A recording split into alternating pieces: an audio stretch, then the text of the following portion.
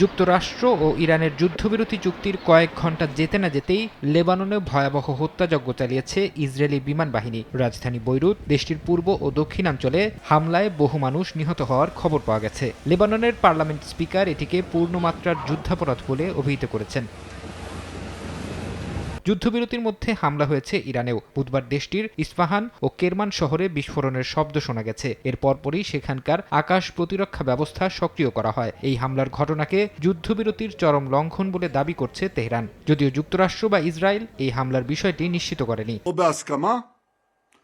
এমন পরিস্থিতিতে ইসরায়েলি প্রধানমন্ত্রী বিনিয়ামিন নেতানিয়াহু তার আক্রমণাত্মক অবস্থান পুনর্ব্যক্ত করেছেন। এক ভিডিও বার্তায় তিনি সাফ জানান, ইরানের সাথে যুদ্ধবিরতি হলেও হিজবুল্লাহর উপর হামলা থামবে না। তবে যুদ্ধবিরতি নিয়ে ঘরের মাঠে তীব্র সমালোচনার মুখেও পড়েছেন তিনি। বিরোধী দলীয় নেতা ইয়াইর লাপিদ এই যুদ্ধবিরতিকে কূটনৈতিক বিপর্যয় বলে আখ্যা দিয়েছেন। তিনি বলেন, নেতানিয়াহু কৌশলগতভাবে চরম ব্যর্থ হয়েছেন। চলমান অভিযান থেকে তিনি কোনো লক্ষ্যই পূরণ করতে পারেননি বলেও অভিযোগ লাপিদের।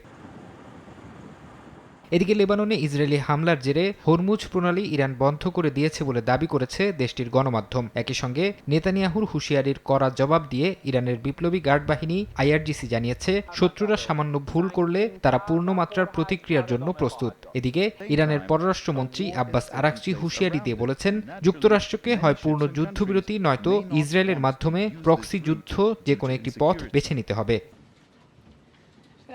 এক সংবাদ সম্মেলনে হোয়াইট হাউস জানিয়েছে, ইরান যুক্তরাষ্ট্র যুদ্ধবিরতি চুক্তিতে লেবানন অন্তর্ভুক্ত নয়। এ বিষয়ে প্রেসিডেন্ট ট্রাম্প ও নেতানিয়াহুর মধ্যে পূর্ণ সমন্বয় রয়েছে বলে জানান প্রেস সচিব ক্যারোলাইন লেভিট। তবে ভবিষ্যতে লেবাননকেও যুদ্ধবিরতির আওতায় আনা হবে কিনা তা নিয়ে আলোচনা চলতে পারে বলে ইঙ্গিত দেন তিনি।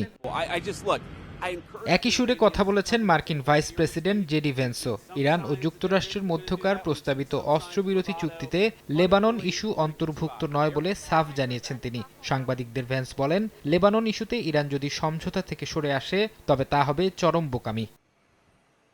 ফারহাদ চৌধুরী, সময় সংবাদ।